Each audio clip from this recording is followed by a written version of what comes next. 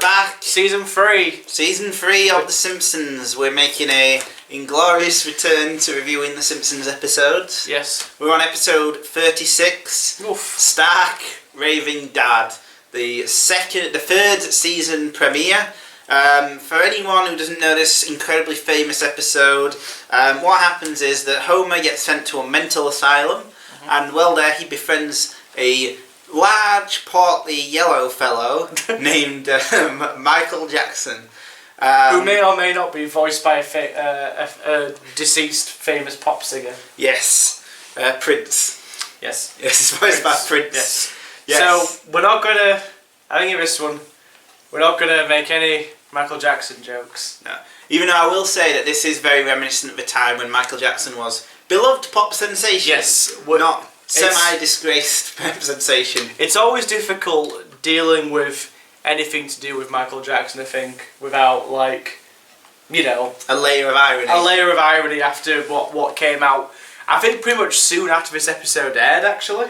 Well, this would have been 91. 91, I think it was about 93, 94 when the first round of accusations and the trial came against Michael Jackson. Yeah. So this is pre child abuse accusations against Michael Jackson, and before then, there were rumours of his weirdness.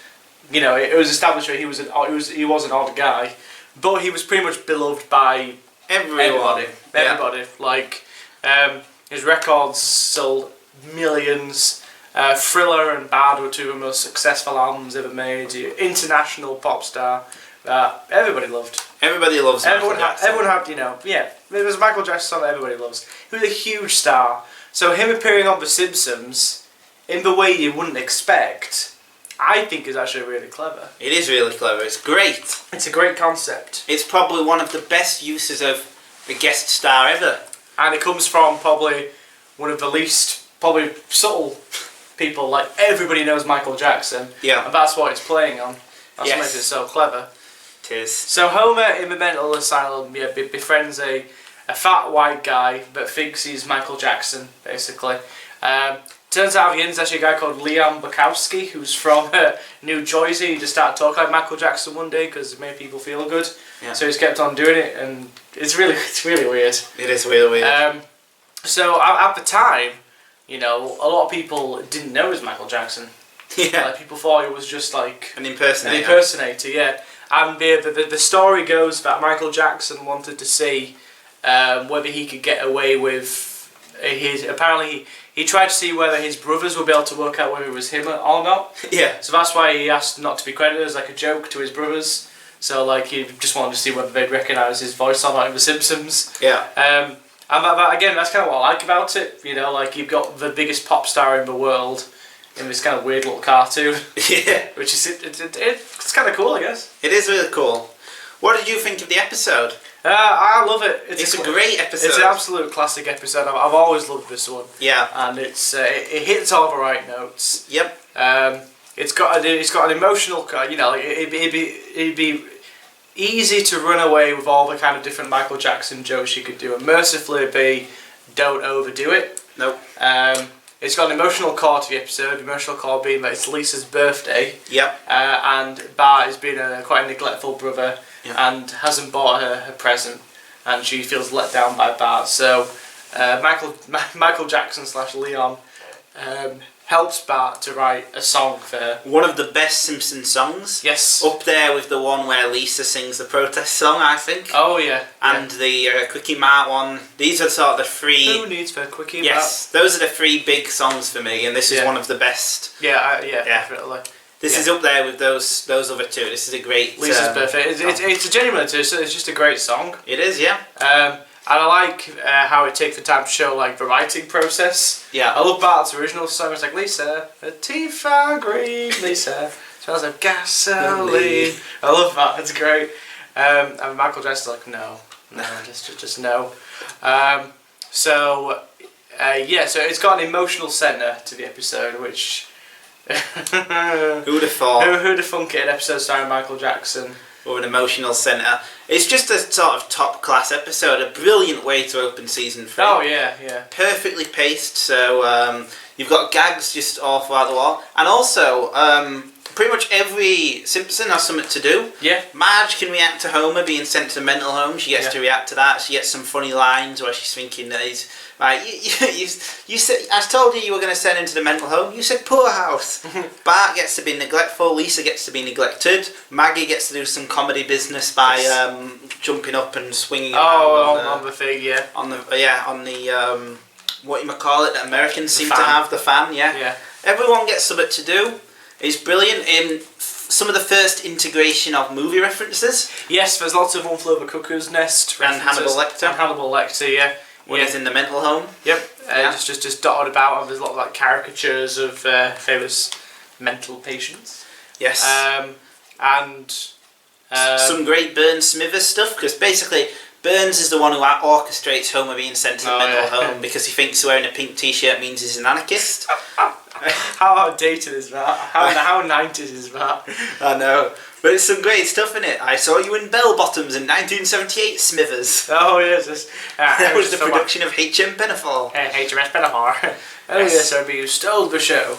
But yeah, I mean, like I said, to his credit, it does things like with Michael Jackson that, you know, like, they don't take the obvious jokes. No. But that's what I really, really appreciate about him, because it'll be easy to make, like, oh, he's got the Elephant Man's bones, and I'll make a joke like that, and it comes from a loving place. It does. It's a genuine loving affection for him, as opposed to like, well, scorn and ridicule, which would have been really easy to do. But it's not like that. It's a loving tribute to. It's the brilliant artist, not the troubled man. Yes. Yeah. Exactly. Yeah. That's very astute. That's very astute. Yes. It's the brilliant artist and not the. Yeah. Deeply troubled man. The deeply troubled man, which we learned about in the intervening years. Yeah. So, you know, like, you know, he actually sings a variation of the song Ben. Yeah. Which was one of Michael Jackson's first big hits as a solo artist when he was like a teenager. And it's taken from a film where Michael Jackson plays a kid who befriends a snail. And the song is all about him singing to a snail. It's called Ben. Yeah. Ben, the two of us need like no more. And he does like a variation on it, and it's all about Homer. I didn't recognise that song. I thought it might have been original. No, it's like a variation on like an actual Michael Jackson song. Love it. Great scene. Really, really nice scene. There isn't anything bad about this episode. It's flawless. No. Every scene is classic. Yeah. I'm not even going to guess what you're going to give it. I'm going to give it a 10. It's 10, yeah. Yeah. Yeah, it's easy 10. It's just, and it kicks off pretty much the golden age. Yeah. This is just, you know. I love this season. It is. It's effortless television. Season. The next one I think was Little Lisa Goes to Washington. I think so, yeah. That's an amazing one. That's a great one and all, yeah. So yeah, season 3. Let's rock it. Great episode. One of the best. Would you say this is one of the best uses of guest stars? I think so, yeah. Yeah. Because it's a clever use of a guest star, as opposed to like Kill the Alligator in Room, where it's like, here's Kid Rock.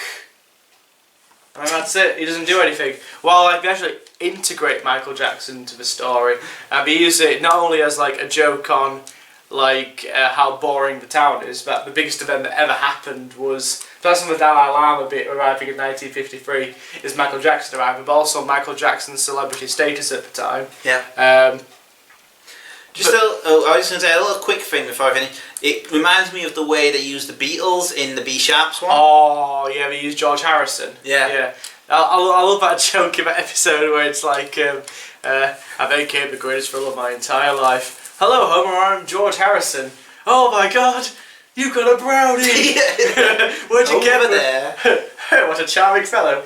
I remember the best line he says is when they're all on the rooftop at the end of recreating the Let It Be ending, and George Harrison like drives by, he's like, it's been done. That's the best. It's certainly better than Paul McCartney's shooting cameo. At least in a vegetarian.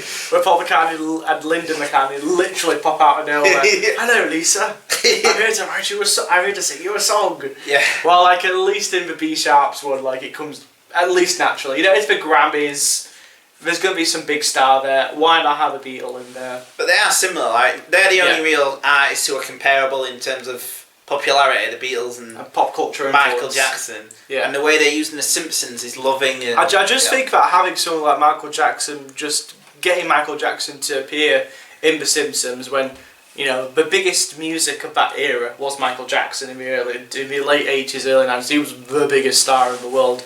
To get him to appear in a hugely popular The Simpsons is just like, it's almost like the zenith of 90s pop culture. It's almost like a passing of the torch. Like, this is The Simpsons stepping into its best kind of, years. yeah. Like it's an acceptance of its importance in popular culture. Yeah. So to have like these two giants of TV and music come together, you know, that is kind of huge, really. Yeah. You don't have that happen very often at all. No. We have these perfect kind of crossovers.